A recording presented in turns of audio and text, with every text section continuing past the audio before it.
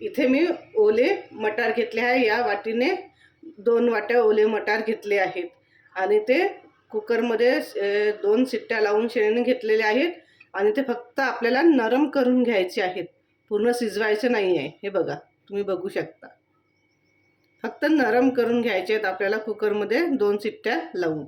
इथे अर्धा लिटर दूध घेतलं आहे, ते सुद्धा मी गरम करून घेतलेलं आहे आणि या वाटीने 1 वाटी साखर घेतली आहे।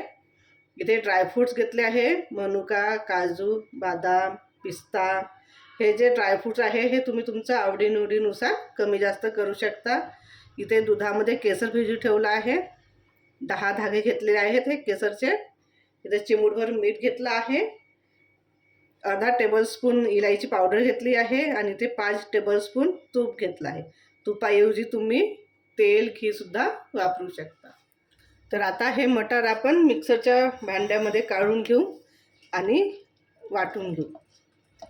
एकदम बारीक पण नाही करायचं आहे आणि एकदम पातळ सुद्धा नाही करायचं, आपल्याला थोडंसं हे जाडसर ठेवायचं आहे।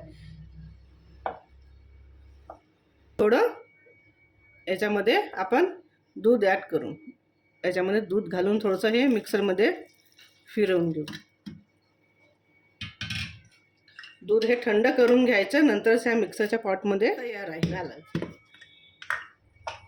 हे बघा, खूप जास्त बारीक पण नाही आहे आणि पातळ पण नाही, आपल्याला हे असं वाटण तयार करून घ्यायचं। आपला पॅन गरम झालेला आहे, याच्यामध्ये आपण 2 टेबलस्पून तूप टाकू।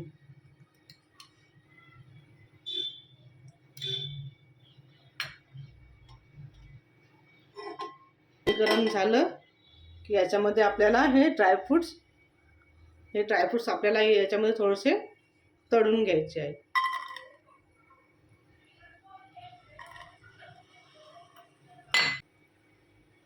काजू, बदाम आणि पिस्ता हे आपण पूर्ण नाही टाकू, थोडंसं आपल्याला नंतर याची गरज आहे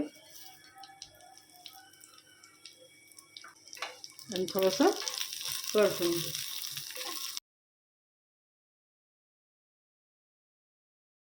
इथे मी एक गंज घेतलेला आहे, ह्या गंजामध्येच आपल्याला खीर बनवायची आहे। इथे गरम झालेलं आहे, म्हणजे आता वाटलेलं पूर्ण तूप आहे जे ते पूर्णच टाकू।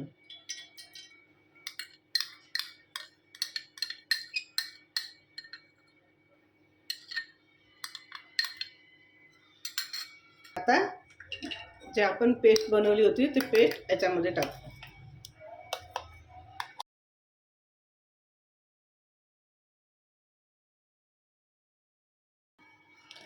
आता आपण याला छान भाजून घेऊ,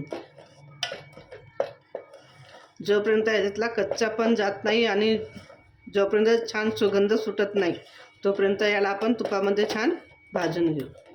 गॅस कमी पण नाही करायची, खूप जास्त पण नाही करायची, मीडियम ठेवायची।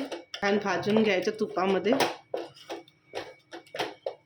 बघा, आपलं शिजत आलेलं आहे, हलका सुगंध सुटत आलेला आहे। याला आणखीन छान थोडंसं भाजून घेऊ, याला फिरवत राहायचं, नाहीतर ते बुडाशी लागून जाईल। सुगंध सुटला की मग आपण याच्यामध्ये दूध टाकू।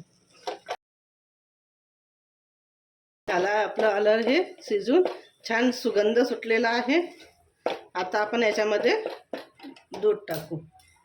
आता याच्यामध्ये आपण दूध टाकू। दूध टाकल्याच्या नंतर ते एका हाताने फिरवत राहायचं, नाहीतर त्याच्या गुठ्ठ्या बनवू शकतात।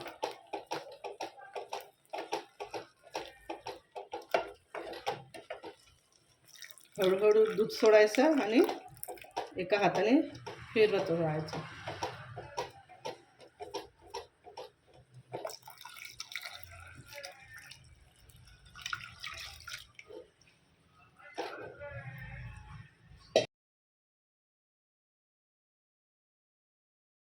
आचेवर 10-15 मिनिट शिजवून घेऊ, छान उकळी आणून घेऊन 10-15 मिनिट। अधूनमधून याला ढवळत राहायचं, नाही तर ते खाली लागणार। बघा, छान उकळी आलेली आहे। ते आपले 10 मिनिट झाले आहेत आपण 10 मिनिटं छान याला उकळून घेतलं आहे. आता याच्यामध्ये आपण साखर टाकू.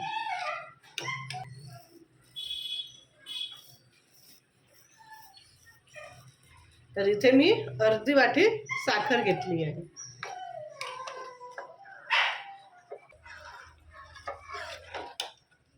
नंतर इलायची पावडर, हे बघा चिमूटभर मीठ आणि दुधात भिजवलेला केसर.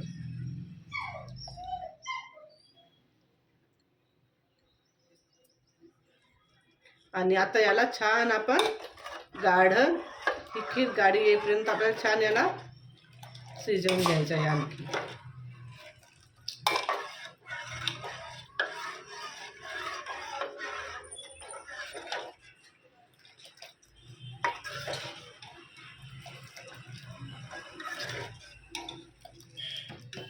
बघा छान उकळी आलेली आहे खिरीला आणि थोडीशी गाढी पण आलेली आहे.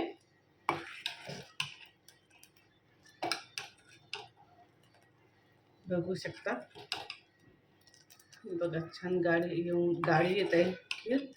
आता जी आपली वाचलेली साखर होती ती साखर सुद्धा आपण याच्यामध्ये पूर्ण घालून घेऊ.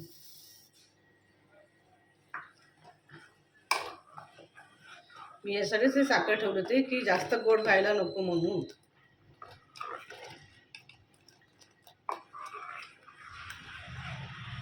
म्हणून साखर आधी अर्धी वाटी घालायची, नंतर मग जेवढं गोड आपल्याला आवश्यक आहे तेवढीच ते साखर घालायची. म्हणजे 2 वाट्याला आपण 1 वाटी साखर घातली इथे. हे बघा आपली खीर छान गाढी आलेली आहे. हिला आणखीन 5 मिनिटं आपण असेच शिजवून घेऊ, छान उकळी आणून घेऊ.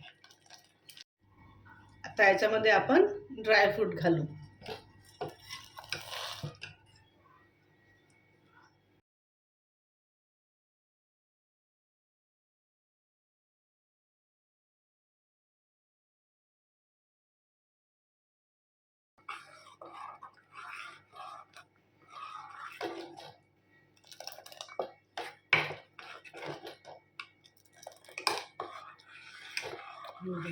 आपली खीर सुद्धा छान गाढी आलेली आहे.